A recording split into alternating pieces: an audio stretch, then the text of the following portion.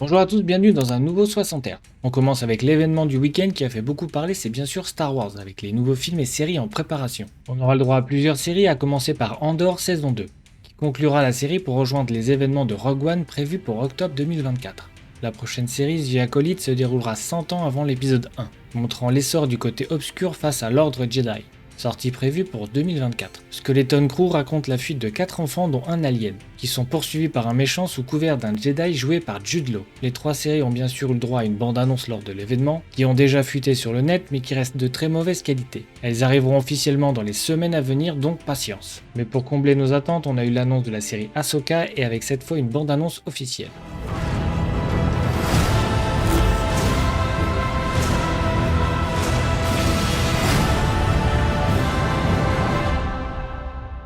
L'heure est peut-être venue de tout recommencer. Savoir que Ahsoka était la padawan d'Anakin dans The Clone Wars, et maître Jedi dans la série Rebelle, ce qui promet du bon pour la série sortie prévue pour août 2023 sur Disney+.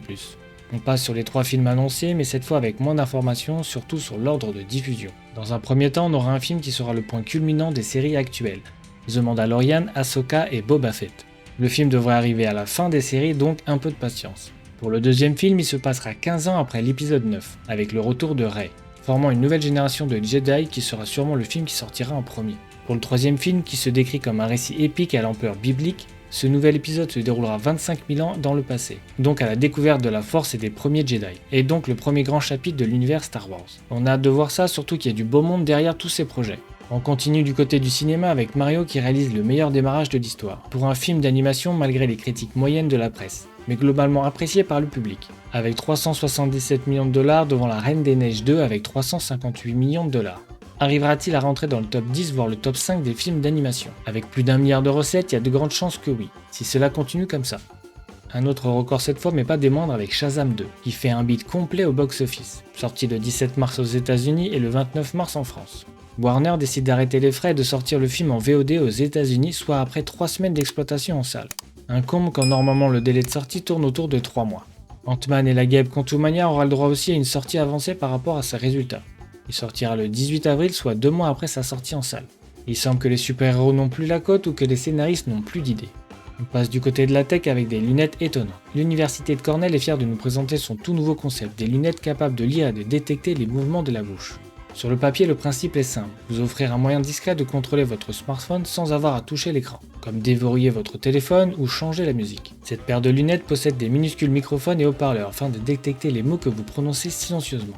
Mais plus intéressant encore, la technologie s'adresse également aux personnes souffrant de troubles de la parole. La batterie propose une durée de vie de 10 heures pour une détection acoustique. Le laboratoire Sci-Fi explore actuellement la possibilité de commercialiser la technologie. Les applications permettant de suivre les mouvements du visage, des yeux et du haut du corps sont également à l'étude. Si vous êtes un fan de F1 et de jeux vidéo, vous serez heureux d'apprendre que TrueMaster arrive avec un kit T818 de chez Ferrari. C'est une base quasi haut de gamme sur laquelle il est possible de fixer les différentes roues au catalogue de TrueMaster, que l'on complète ensuite par les pédaliers de son choix, voire une boîte de vitesse. Même si je ne suis pas adepte des sim racing et que d'autres marques existent comme Fanatec ou Moza qui proposent aussi des choses tout aussi haut de gamme, j'ai bien envie de faire quelques tours avec le volant de la Scuderia, moi qui regarde la F1 tous les week-ends. Proposé pour 1100 € en précommande, sortie prévue en mai ou juin pour l'Europe. Vous saviez qu'il existait des cordes à sauter sans corde? Eh bien Xiaomi avec sa filiale d'objets connectés nous sort une corde à sauter intelligente, sans fil et avec fil, et je parle pas du Wi-Fi. En effet, vous avez la possibilité d'utiliser des boules pour simuler le poids de la corde. Idéal à l'intérieur pour éviter de casser la télé ou les ampoules. Et si vous avez de la place, vous pouvez utiliser la corde de 3 mètres réglable. Bien sûr, l'objet comporte des capteurs pour collecter les données des exercices. L'algorithme peut suivre l'état du mouvement et filtrer avec précision les sauts invalides. Et avec l'application, vous aider à progresser avec des vidéos, voire des courbes de progression. Disponible uniquement pour la Chine pour le moment, même s'il sera possible de l'avoir avec des sites d'importation pour moins de 30 €. Vous savez bien, j'aime bien les stats et pour l'occasion, on a le droit à une vue d'ensemble du matériel les plus utilisés sur Steam, qui donne une bonne notion des composants sur le marché. D'après l'enquête de la plateforme, le matériel en provenance de chez Intel et Nvidia domine très largement. Effectivement, 82% des utilisateurs exploitent une carte graphique de chez Nvidia, et 74% un CPU Intel.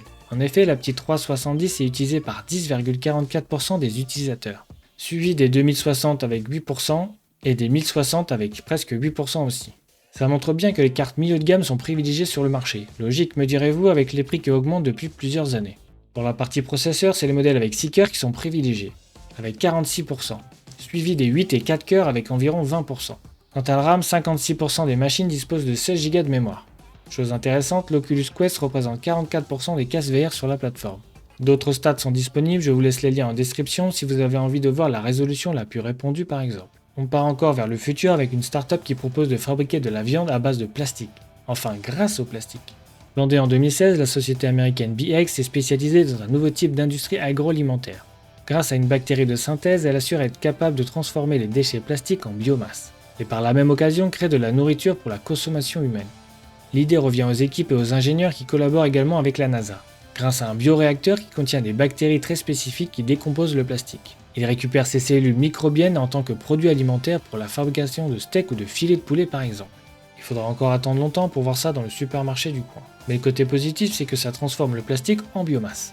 Voici le prochain robot qui ira sur la Lune, il s'appelle le Flex. L'entreprise Astrolabe a signé un accord avec SpaceX pour transporter le Flex dans une fusée Starship, qui sera le premier cargo commercial vers la surface de la Lune. Comme explique la société, Astrolabe est un des premiers clients impliqués dans le vol qui s'annonce historique. Une fois sur place, le véhicule sera le plus grand rover à avoir jamais roulé sur la Lune. Il est pratiquement 3 fois plus gros que son prédécesseur direct. Ses capacités lui permettent d'assister efficacement les astronautes sur place, qui auront plus d'opportunités pour réaliser leur expérience scientifique. Il peut transporter 2 passagers et intégrer un bras robotique pour l'assistance dans les manœuvres logistiques. Sa vitesse max est de 24 km/h. Astrolabe espère que ce rover sera le premier d'une flotte complète sur la Lune. Si vous avez envie de voyager jusqu'à Singapour mais vous avez peur de l'avion ou du bateau, eh bien il existe une solution, le train. Par contre, il faudra prendre 2 mois de vacances parce que le voyage aller dure 21 jours. Sur plus de 18 000 km si vous partez du Portugal, ce qui fait le voyage en train le plus long du monde.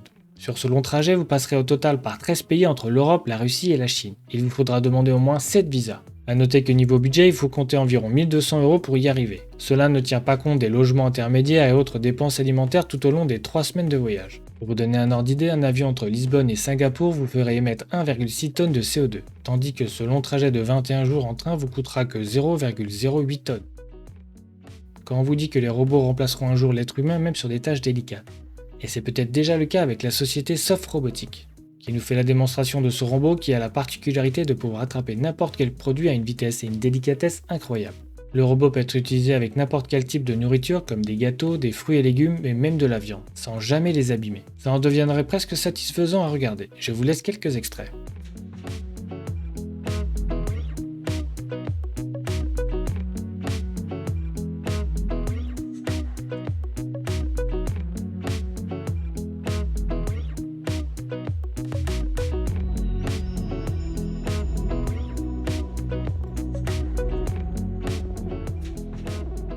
On passe aux actus en vrac avec les soldes de printemps qui arrivent sur le store Xbox et PlayStation, avec entre 20 et 90% de réduction. La police ferme le plus grand supermarché du Darknet d'échange de bots numériques et d'informations utilisateurs. Minato, le 4e Hokage, devrait avoir le droit à un court manga consacré à son histoire. Grâce à un sondage réalisé dans le monde entier, le résultat arrivera le 13 avril. La saison 3 de Demon Slayer vient de débuter sur Crunchyroll avec le premier épisode. Chose étonnante, Nicolas Cage pour le tournage de Renfield se serait limé les dents pour pouvoir utiliser des prothèses, pour mieux les ajuster pour son rôle de Dracula. L'acteur James Cromwell vient de secourir un porcelet et le surnomme Babe, en référence au film Babe de 1995. Savoir qu'il est un fervent défenseur de la cause animale. Nintendo bloque les vidéos d'un YouTuber après avoir diffusé un mode multijoueur de Zelda. Un braquage digne d'un film vient d'être effectué. Les voleurs sont passés par un magasin adjacent aux toilettes d'un Apple Store pour voler 500 000 € de butin. Windows 11 arrive avec une modification de son explorateur de fichiers, plus moderne et plus pratique. Merci d'avoir regardé, n'hésitez pas à aller voir les autres vidéos de la chaîne, pensez à vous abonner, à liker, à partager la vidéo et je vous donne rendez-vous pour un prochain épisode.